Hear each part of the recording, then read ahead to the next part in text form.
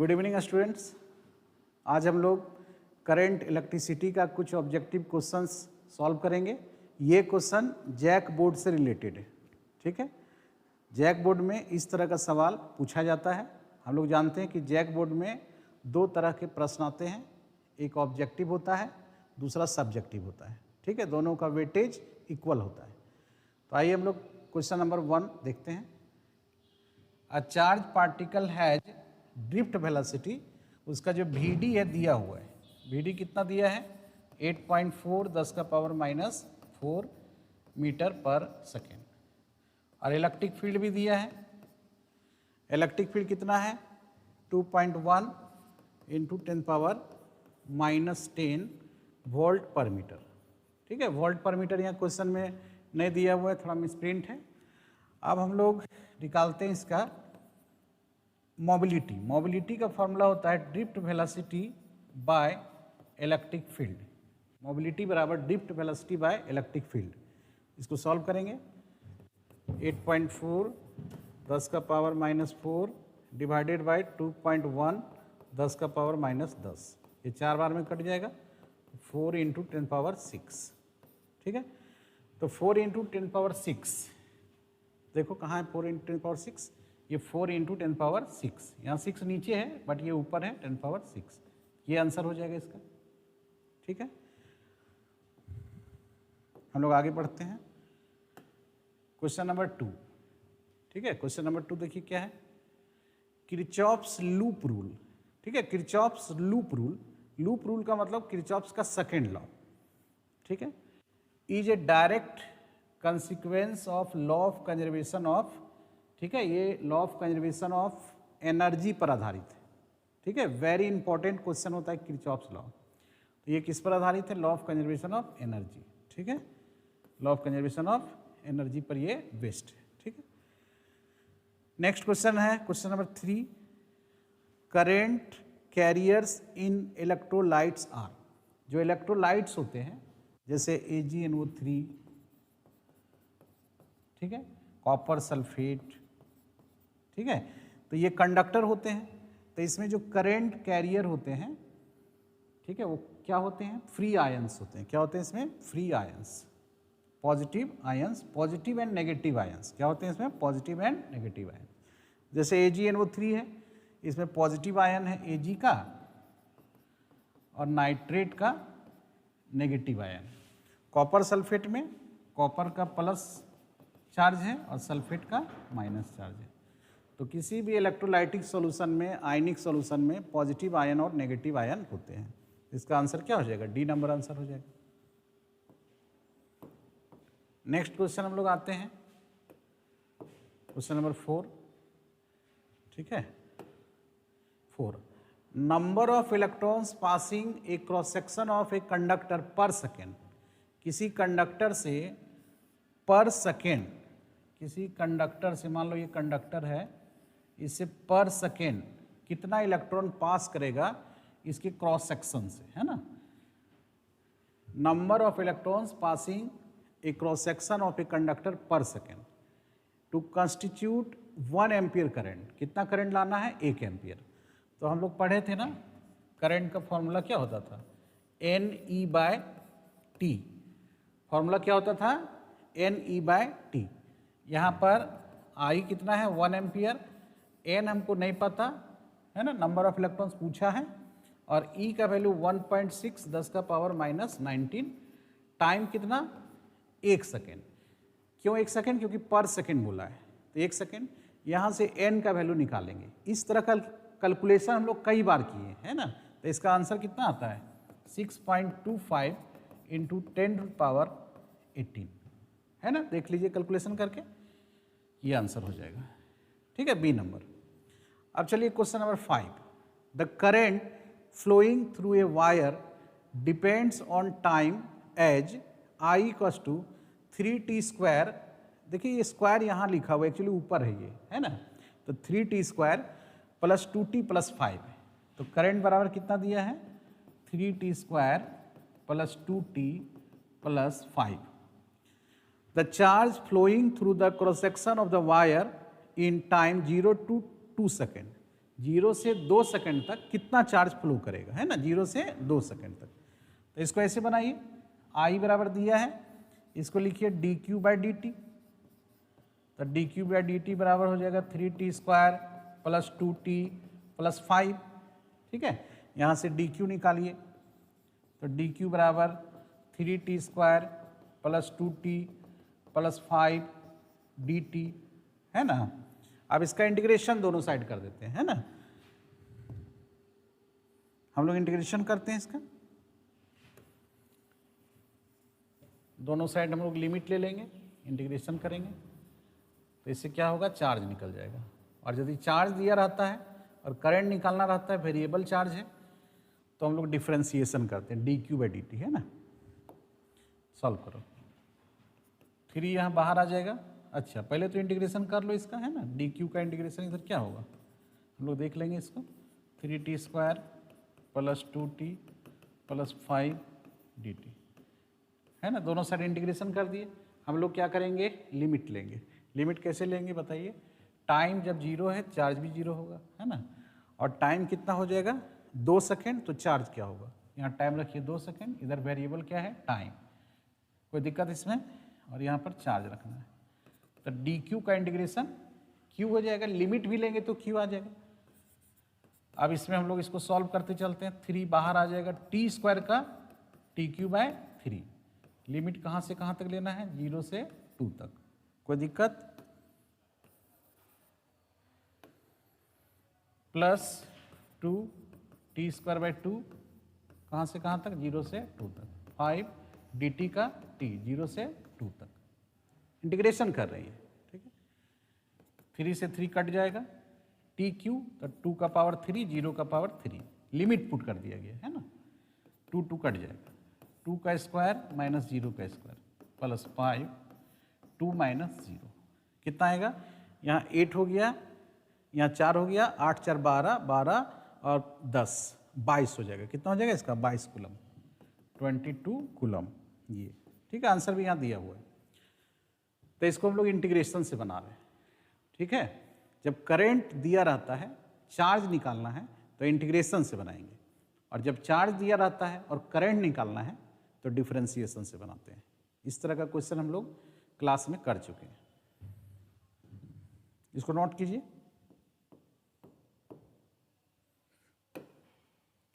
Question number 6, for a conductor which of the following relation is correct. Conductor के लिए इनमें से कौन सा सही है। तो हम लोग जानते हैं कि J बराबर सिग्मा ई होता है, J बराबर सिग्मा ई, ये रिलेशन करेक्ट है। यहाँ J क्या है, करंट डेंसिटी है, करंट डेंसिटी वेक्टर क्वांटिटी है, और E क्या है, इलेक्ट्रिक फील्ड है, वो भी वेक्टर है, और सिग्मा क्या है, सिग्मा कंडक्टिविटी है, जो कि रेसिस्टिविटी का रेसिप्रोकल होता है। क्वेश्चन नंबर 7, ठीक है, in current electricity Ohm's law is obeyed by all. Ohm's law जो होता है उसका फॉलो कौन करता है, all solids, metals, liquids, gases. तो मेटल्स फॉलो करता है, कौन फॉलो करता है, मेटल्स, ठीक है। ओम्स लॉ का फॉलो कौन करता है, मेटल्स। और ओम्स लॉ का फॉलो कब होता है, जब कंडक्टर का area of cross section, conductor का लेंथ, कंडक्टर का टेम्परेचर कांस्टेंट हो, जब कंडक्टर का रेजिस्टेंस कांस्टेंट हो, तभी ओम्स लॉ का फॉलो होता है। फॉलो कौन करता है, मेटल्स करते हैं जनरली फॉलो, है ना। और जो फॉलो नहीं करते हैं उसको हम लोग बोलते हैं नॉन ओहमिक कंडक्टर। और वैसे कंडक्टर हम लोग चैप्टर 9 में पढ़ेंगे, जैसे डायोड, ट्रायोड, ट्रांजिस्टर, ये सब ओम्स लॉ का फॉलो नहीं करते हैं।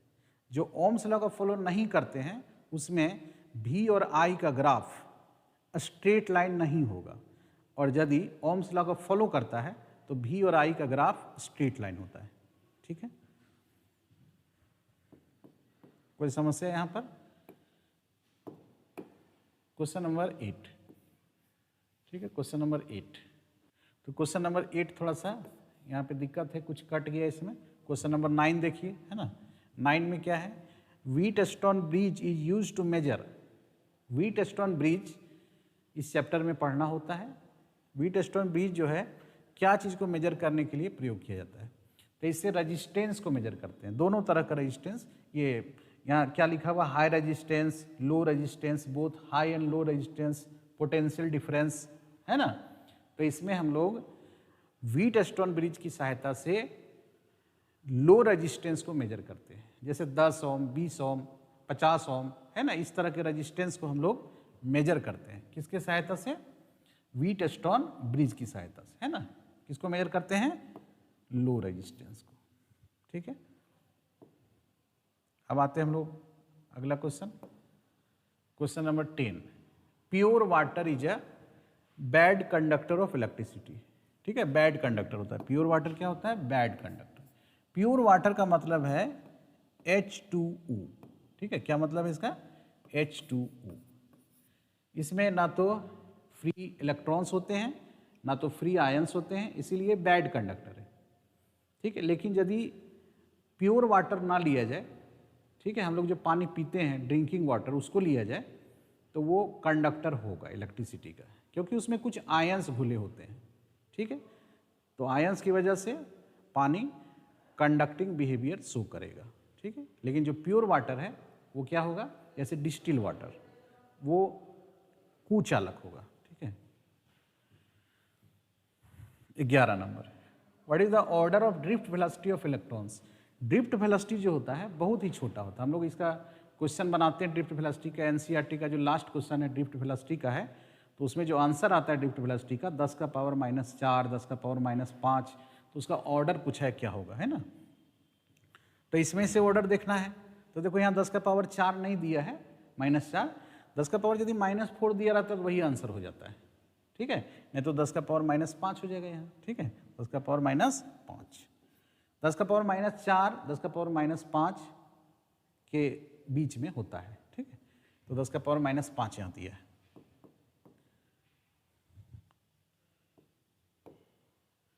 Question number 12, the number of electrons that constitute 1 ampere current. अभी हम लोग पढ़े थे 1 एम्पियर करंट कंस्टिट्यूट करने के लिए कितना इलेक्ट्रॉन्स फ्लो करेगा पर सेकेंड। यहाँ पर सेकेंड भी लिखना चाहिए बट नहीं लिखा रहता है कभी कभी, तो 1 सेकेंड मान के चलेंगे। तो इसका भी आंसर जो है 6.25, 10 का पावर 18 हो जाता है। Question number 13, what is called continuous flow of electrons? Electrons के कंटिन्यूअस फ्लो को क्या कहते हैं? इसको इलेक्ट्रिक करंट कहते हैं। क्या कहते हैं इसको? Electric current.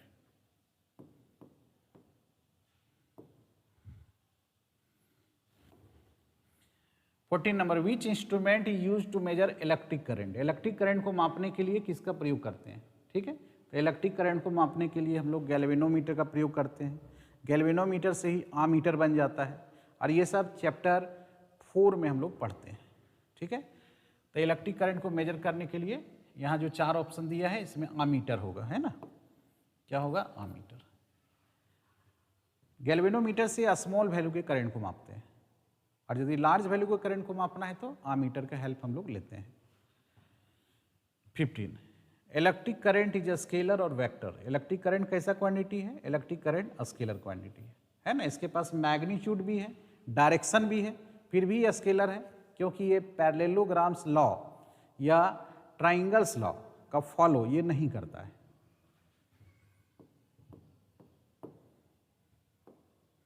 Question number 16, which of the following is responsible for the flow of current in a conductor? कहता है कि किसी कंडक्टर में करेंट का जो फ्लो होता है उसके लिए रिस्पॉन्सिबल कौन है? फ्री इलेक्ट्रॉन्स, है ना। फ्री इलेक्ट्रॉन्स जो सो रिस्पॉन्सिबल है। 17, when A current flows in a conductor the order of magnitude of drift velocity. देखो ड्रिफ्ट वेलोसिटी के मैग्नीट्यूड का ऑर्डर पूछा, मतलब 10 का पावर कितना, क्या होगा? तो देखो यहाँ पर 10 का पावर -7, 10 का पावर -2, 10 का पावर 4, 10 का पावर 10 दिया है ना। तो इसमें से चुनना है कि कौन सा होगा, है ना। तो यहाँ पर जो है 10 का पावर 10 तो बहुत ज़्यादा हो जाता है, 10 का पावर 4 ये भी बहुत ज़्यादा है, 10 का पावर -7 जो है ये बहुत कम है, ठीक है। तो यहाँ पर सुटेबल कौन सा होगा? 10 का पावर -2 सेंटीमीटर पर सेकेंड, है ना। इसी के रेंज में होता है, 10 का पावर -2, -3, -4, ऑप्शन देख करके पता चलेगा, है ना। मीटर में बदलेंगे तो ये 10 का पावर -4 हो जाएगा। मीटर में बदलेंगे कितना हो जाएगा 10 का पावर -4। देखो इसी तरह का क्वेश्चन अभी था, देखो 10 का पावर माइनस यहाँ क्या बताए थे 5 बताए थे, ये मीटर में था, ठीक है,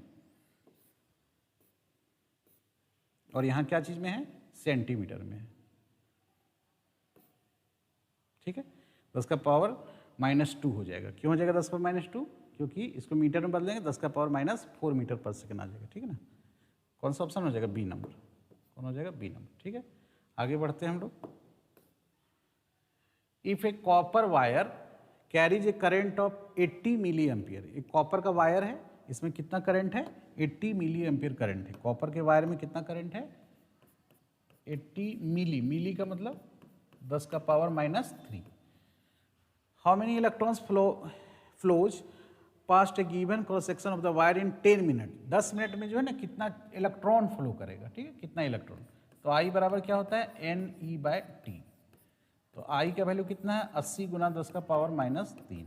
एन कितना है नहीं पता, ई कितना है, ये ई का वैल्यू होता है ना, टाइम कितना है 10 मिनट, 10 मिनट का मतलब 10 गुना 60, यहाँ से तुमको एन निकालना है, ठीक है।